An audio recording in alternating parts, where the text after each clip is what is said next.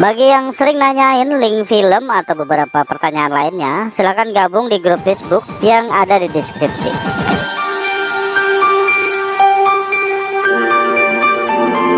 The Gangster, The Cab, The Devil adalah film yang menceritakan tentang bergabungnya gangster dan polisi untuk menangkap seorang pembunuh berantai. Film ini dibintangi Ma Dong-seok bersama Kim Moo-yeol, disutradarai oleh Won Tae-lee yang dirilis pada tahun 2019. Berawal di sebuah mobil, terlihat orang misterius bernama Kang Kyung menabrak mobil seorang pria pemabuk. Orang itu keluar dan memotret mobil Kang Kyung. Tiba-tiba, Kang Kyung langsung menikamnya di mobil orang itu hingga tewas.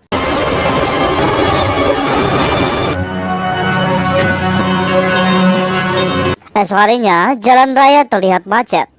Polisi bernama Tae-suk bersama rekannya mendengar berita tentang pembunuhan tersebut. Karena kesal, Tae-suk mematikan radio dan sirena polisi. Di depan kasino, ia melihat beberapa penjaga. Tae-suk pergi dan memasuki kasino tersebut untuk menangkap orang di kasino itu.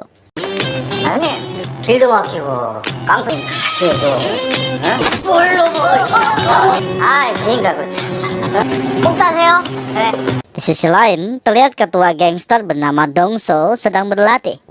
Kemudian tangan kanannya yang bernama Oh Seong memberitahu kalau Tae-suk datang kembali.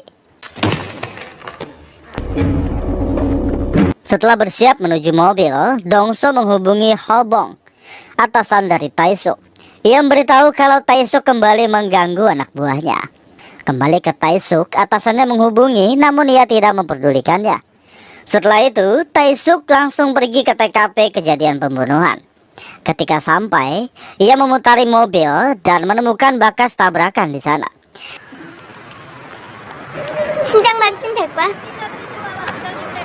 Ia memanggil rekannya bernama Seojin dan menunjukkan bekas tabrakan tersebut.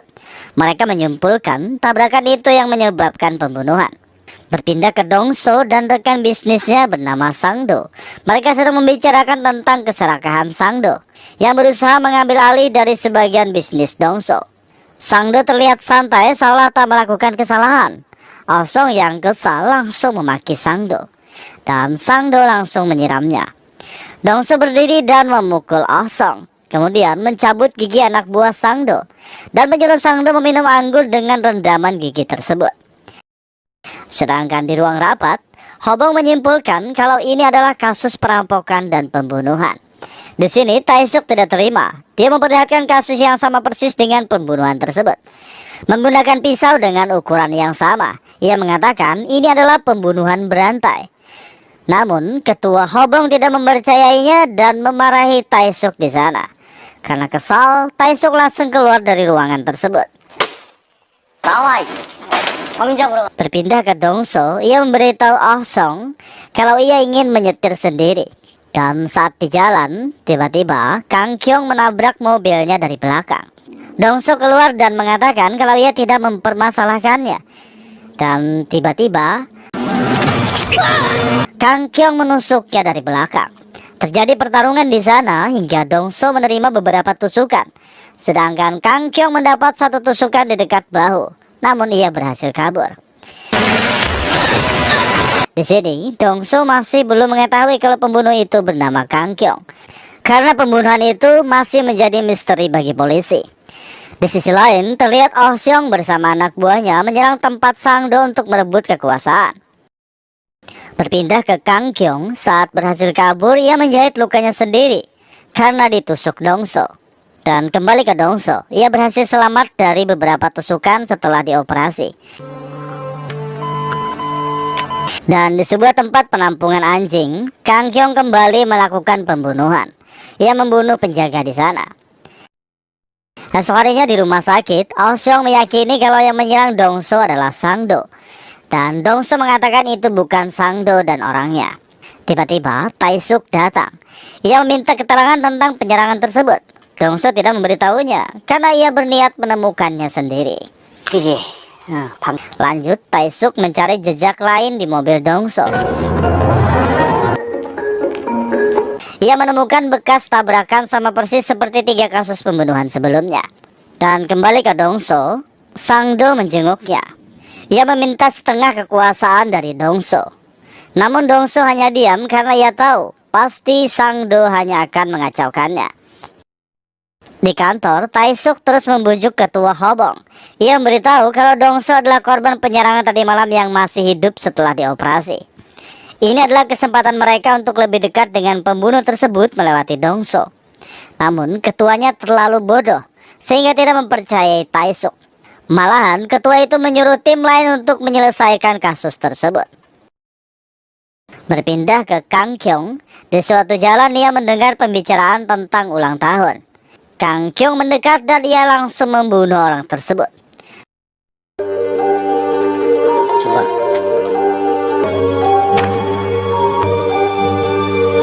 Sedangkan Dongso, ia sudah mendapat sketsa gambar Kang Kyung. Berpindah kembali ke Kang Kyung.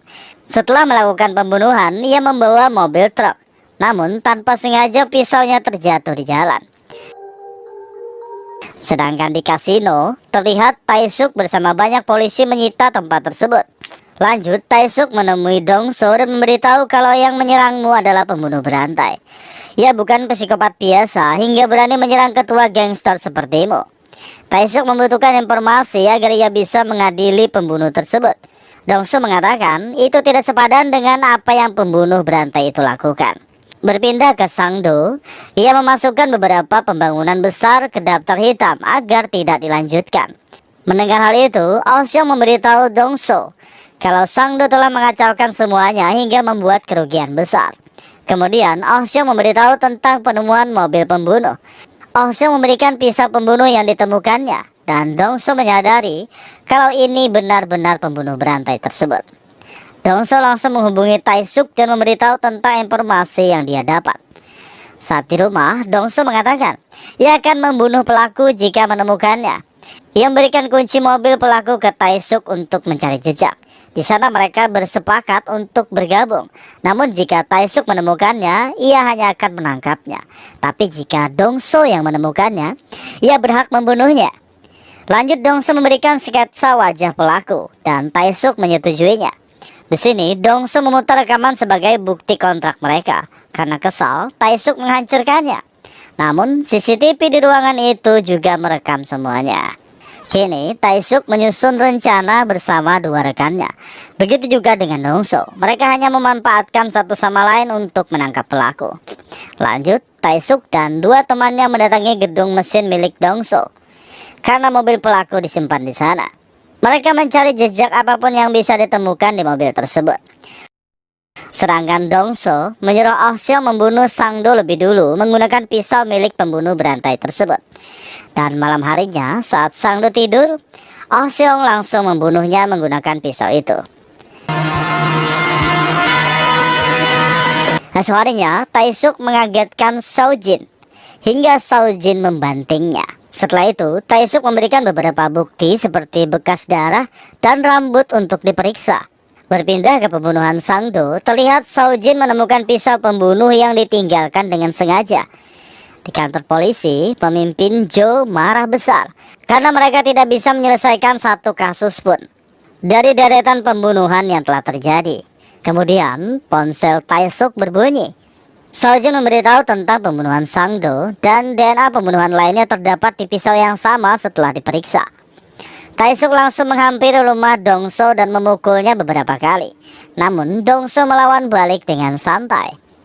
Dongso mengakui memang benar kalau ialah yang telah membunuh Sang Do. Namun pencarian pelaku tersebut tetap berjalan hingga ia tertangkap. Sedangkan di berita telah menetapkan kalau itu sudah jelas pembunuhan berantai. Tiba-tiba datang tim baru dari kota lain untuk mengambil alih tugas penyelidikan. Kang Kyung melihat berita itu bersama keluarganya. Ia mengatakan kalau pembunuhan terakhir bukan dia. Berpindah ke Dongso, ia mengunjungi tempat peristirahatan Sang Do. Saat sedang makan, ia sekilas melihat Kang Kyung di sana. Saat lengah, Kang Kyung langsung menghilang. Dan kemudian ponselnya berbunyi dan Taesuk menyuruhnya ke tempat mobil pelaku disembunyikan. Kemudian terlihat Kang Kyung yang memberikan surat ke anak buah Sang Do yang bertuliskan kalau seseorang menggunakan pisaunya untuk membunuh Sang Do. Sedangkan di malam harinya, Kang Kyung kembali beraksi melakukan pembunuhan baru. Berpindah ke Taesuk dan Dongso, saat memeriksa mobil pelaku, tiba-tiba tangan kanan Sangdo bersama anak buahnya menyerang mereka. Pertarungan terjadi, namun mereka dengan mudah mengalahkan semuanya.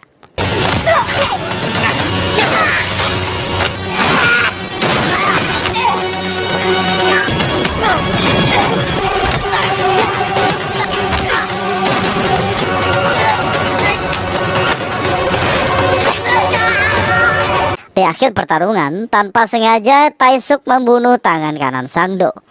Di sana, Dongso menyuruh Taesuk pergi karena ia yang akan membereskan semuanya. Kembali ke Kang Kyung, ia pergi membawa mobil orang yang telah dibunuhnya agar kasus itu disebut perampokan. Sedangkan Dongso, ia dan anak buahnya mengubur semua anak buah Sangdo untuk menghilangkan jejak. Esok harinya, ketua melihat muka Taesuk babak belur. Ketua memberikannya kasus baru karena kasus pembunuhan sudah diambil alih. Dengan marah, Taesuk mengatakan, dari awal ia sudah mengatakan kalau itu adalah kasus pembunuhan berantai. Jika ketuanya tidak bodoh dan percaya, kasus itu tidak akan diambil alih polisi lain. Lanjut, Taesuk bersama dua temannya menghampiri istri korban pembunuhan Kang Kyung. Wanita itu menghubungi Kang Kyung, menawarkan uang tebusan untuk suaminya. Kang Kyung mengajaknya bertemu di sebuah tempat makan. Kemudian wanita itu memasuki kedai dan penjaga kedai mengambil tasnya. Sedangkan Taesuk bersembunyi di atas gedung sambil mengawasi. Dan tiba-tiba ia melihat Kang Kyung sedang mengawasinya. Taesuk memberitahu dua temannya sambil mengejar Kang Kyung. Namun Kang Kyung berhasil kabur.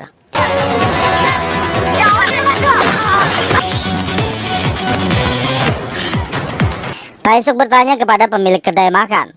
Pemilik itu mengatakan ia hanya pria biasa yang meminum sujo. Mereka bertiga langsung mencari botol minuman tersebut. Dan mereka terkejut karena melihat banyak botol sujo dengan merek yang sama. Dengan dibantu Xiao Jin, mereka berhasil mengumpulkan beberapa puluh botol sujo dengan merek yang sama. Setelah 10 jam berlalu, Xiao Jin memberikan sidik jari dan foto pelaku dari hasil sidik jari yang telah ditemukan dari salah satu botol. Dan Taesuk langsung pergi mencarinya. Di sana, keberuntungan berpihak kepadanya. Taesuk berhasil mengidentifikasi pelaku sebenarnya dengan foto yang ada di rumahnya. Taesuk memberikan sebuah nomor dan menyuruh temannya untuk melacaknya. Kembali ke Dongso, saat sedang asik makan, salah satu rekannya terus mengoceh tidak jelas. Karena kesal, Dongso memukulinya hingga pingsan. Tiba-tiba ponselnya berbunyi. Taesuk memberitahu kalau ia mengirimkan foto dan suara pelaku. Ketika mendengarnya, Dongso meyakini kalau itu adalah suara pelaku pembunuhan. Saat di kantor, ketua tim penyidik memberitahu kalau nama pelaku adalah Kang Kyung. Ketua penyidik memanggil nama Dongso hingga membuat Oh Seong kesal. Mereka berdua ribut dan Taesuk memukul mereka berdua. Taesuk memberitahu kita semua adalah tim, jadi harus bekerja sama untuk menemukan Kang Kyung. Jangan membuat keributan yang tidak jelas. Lanjut, mereka semua berangkat untuk mencari Kang Kyung di setiap pelosok kota. Namun, masih belum menemukannya.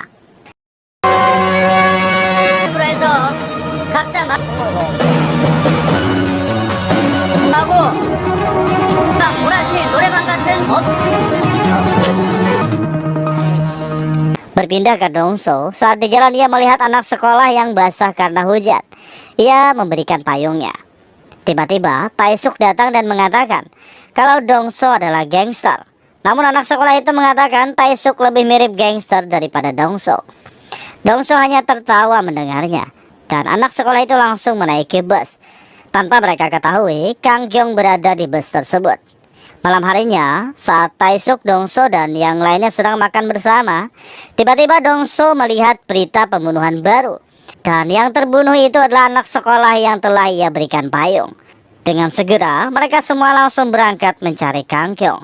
Setelah lama mencari tidak menemukannya, Ah Seong memberitahu untuk mengirim 3 orang saja.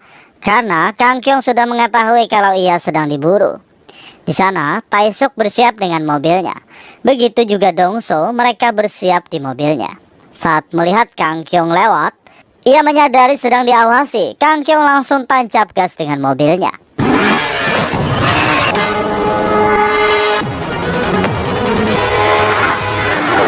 Dongso sempat menabraknya, namun ia terus kabur hingga mobilnya terkepung.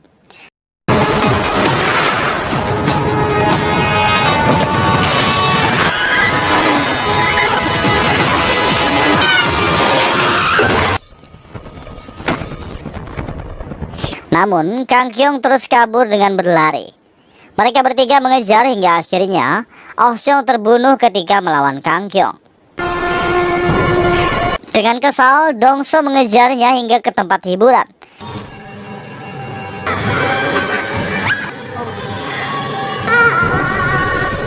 Di sana, Dongso berhasil mendobrak pintu hingga menghajar Kang Kyung sampai sekarat.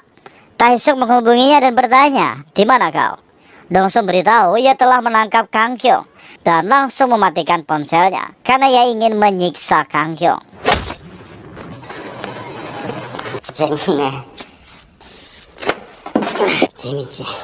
Setelah selesai menyiksanya, Dongso ingin membunuhnya. Namun, Tae-suk datang dan menabrak Dongso hingga pingsan. Lanjut, Tae-suk membawanya ke kantor polisi untuk dipenjarakan sambil menunggu pengadilan menghukumnya. Esok harinya, Dongso melihat berita kalau kasino miliknya telah disita oleh polisi. Sedangkan Tae-suk dan pengacaranya bergantian menginterogasi Kang Kyung. Namun mereka kebingungan untuk menghukumnya karena bukti-bukti mereka tidak kuat. Ketika di pengadilan, pengacara polisi hanya bisa membuktikan sebuah pisau. Namun pengacara Kang Kyung terus menyangkalnya. Tiba-tiba, Dongso datang. Ternyata sebelum pengadilan berlangsung, Tae-suk menemui Dongso dan memohon agar Dongso bisa membalaskan dendam Oh Seong dengan menyerahkan dirinya. Sehingga Dongso bersedia menjadi saksi tentang kejahatan Kang Kyung.